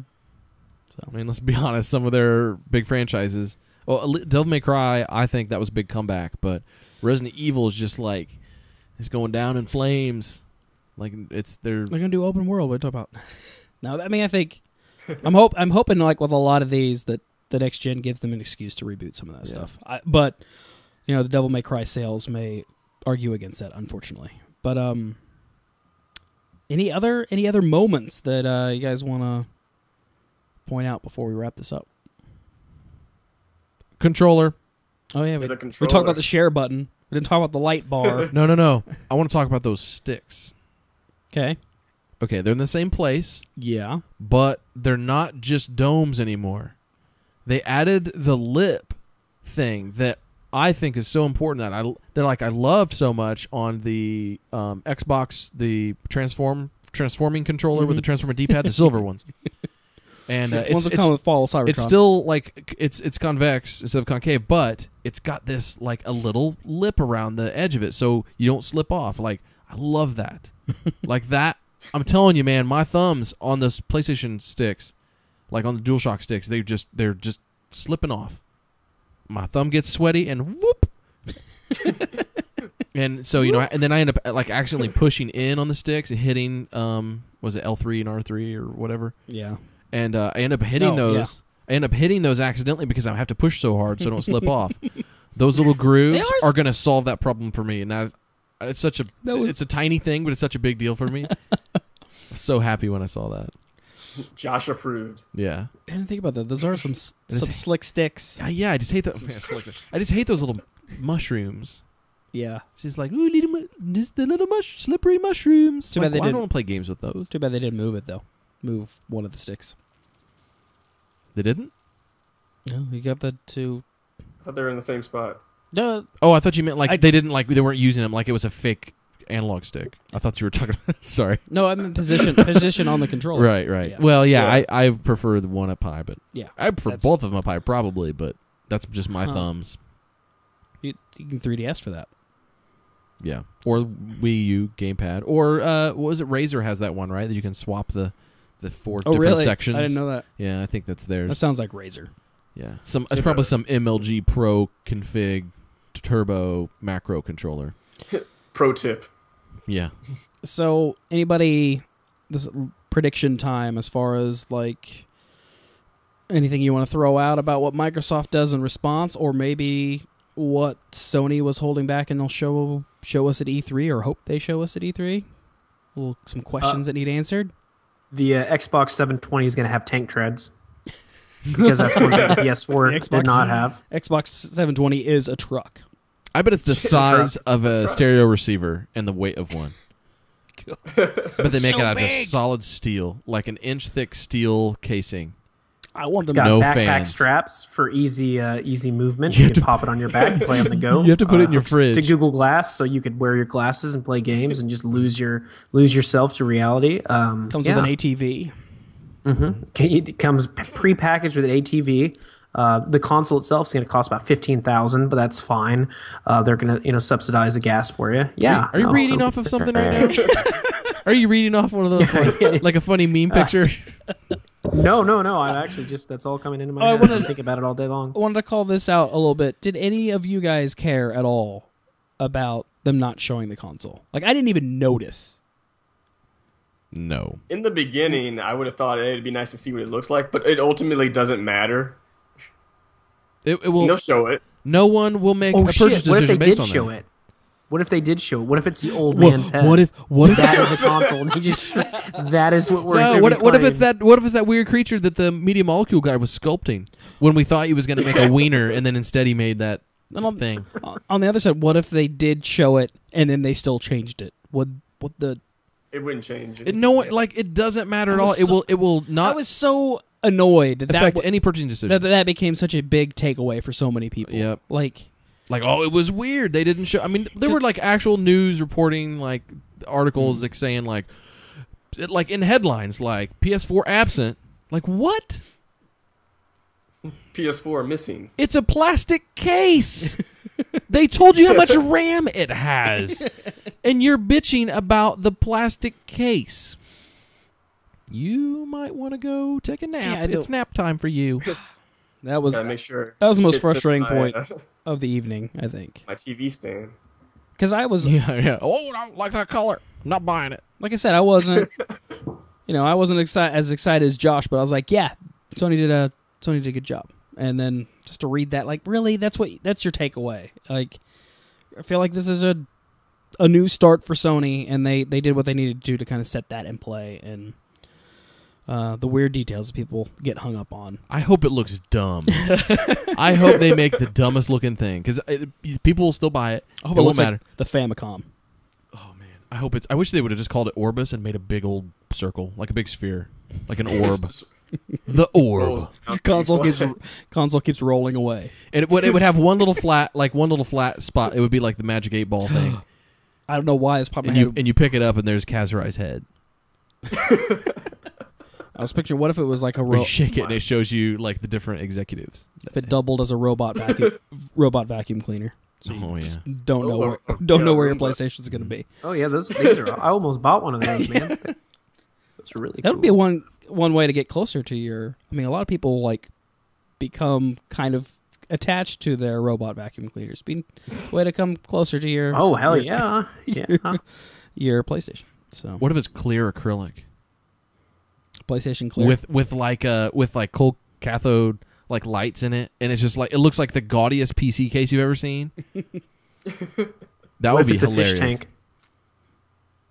Also, With also cool. Little baby hermit crabs at the bottom of Yeah, it. also Should be a cool. lava lamp. What if it is just a lava lamp? What if all this technology has been in lava lamps this entire time, and we're just now realizing it? So What does that even mean? I have no idea. That was a Nate Fox moment. That was a Did you smoke a doobie before the show? A marijuana cigarette? Now do you know what he's talking about? He can't remember. now I do. Yeah. My Those last Deutsch question doobs. is Deutsche dudes. before this event, did you Hell, think Phoebe. Microsoft was going to wait until E3 to announce their console? And do you think that this changed their plans? If they were going to wait, they can't now. Okay. Nope. They should have come out on stage while Sony was giving their press. Wait a minute. I'm going to let you... No, I'm not going to do it. I'm not going to do it. Just like Major not gonna Nelson do it. in paintball gear, and he's like throwing smoke bombs and hitting people with frozen paintballs. And then he's like, "There's Xbox Live Games on Demand sale this week. Halo reached $5." and he fires a few off in the air, and then he like runs out, and there's just like a couple of little shitty smoke bombs that don't really obscure anything. They're going off in the front row. Buy a Connect, get one free. I've got 2 Kinects. He's like a fireworks salesman, it sounds like. Lay her piece, boof, and then it like Everything's got to go. Connect's Sorry, about to go. Sony. I know this is inappropriate. Oh. that would have been pretty fantastic. Like that's the kind of, I want some of that WWE stuff. Those antics. you know, those yeah, those are the yeah. antics Just we get want zany. from our press conferences. Like just it's okay to acknowledge that the other guys are there. Just say the name. Don't be true. so worried about Yeah. saying Xbox. Yeah. If you're at the PlayStation thing, be like, no, they exist and you know about it. Our stuff's better. Xbox sucks. Like just say that straight up. Just say Xbox sucks. I mean, if you went and did those E3 press conferences knowing that at any time one of the others could come in here and interrupt. Yep. Like, oh shit, that's Sony's music. Yeah. It's Kaz Yeah. It's Kaz Hirai's music. Yeah. Oh man. And then they can have like team ups sales and stuff, and like everyone's friends. Like that, people want that kind of drama because it would represent the people on the internet.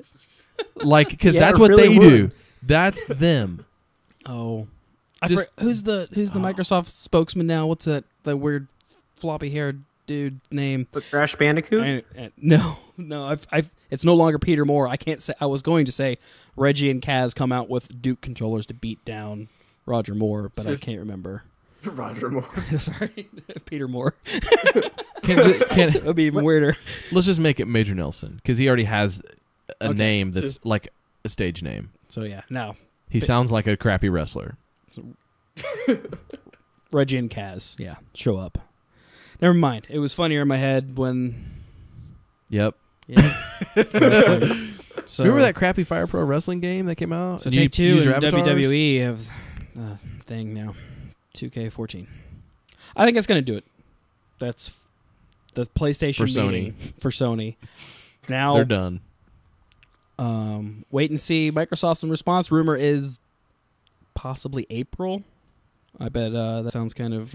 A lot of people in the know have been saying that to me. We know all those people. Well, I watch their videos. Okay. My uncle at Microsoft. Yeah. Just to get out of here with horriblenight.com updates. Again, we're Lots of focus on our video content. Hit us up on subscribe on YouTube, or if you're watching us here on Twitch, we live podcast every Tuesday night, and we've almost got daily streams going on. We're trying to get a little bit better about promoting what games we're playing, when we're playing them. But once we get our schedule kind of nailed down, that'll also be on our Twitch channel. But if you subscribe, you do get notified when we go live, and most nights have less technical issues than this evening. And then we put our highlights up on our YouTube channel. And so be sure to check us out. Give us some feedback. We'd like to know which types of videos you're enjoying and which ones you could deal with less of. And then the next More Mr. Dave. Yeah, that's well documented. More Mr. Dave all the time, especially with all the family intrigue after that last episode. It's like a soap opera now. He killed his uncle. And then spoiler. If you're in the Midwest, coming up on March 9th, that entire weekend is the Louisville Arcade Expo, and a few of us from Horrible Night will be attending the event and playing some old arcade games, pinball games, and old school console games. It's a pretty good time. World's largest arcade expo. Is that true, or are you just... Yeah. Don't quote him, but he did say that phrase. I don't know if he was referencing the Louisville Arcade Okay, Expo. well, it's not the largest, but... There is one that is the largest. Yeah. There is a world's largest arcade expo, and also there is the Louisville Arcade Expo coming up. And it's awesome, and you should go. And with that final Skype disconnection, I think that's going to be the end of the show. So, Ethan, Aaron, Josh, thanks for hanging out tonight. Chat, thanks for hanging out. We're going to come back for a quick Aftermath episode and then do some live gaming a little bit later. We will see ya.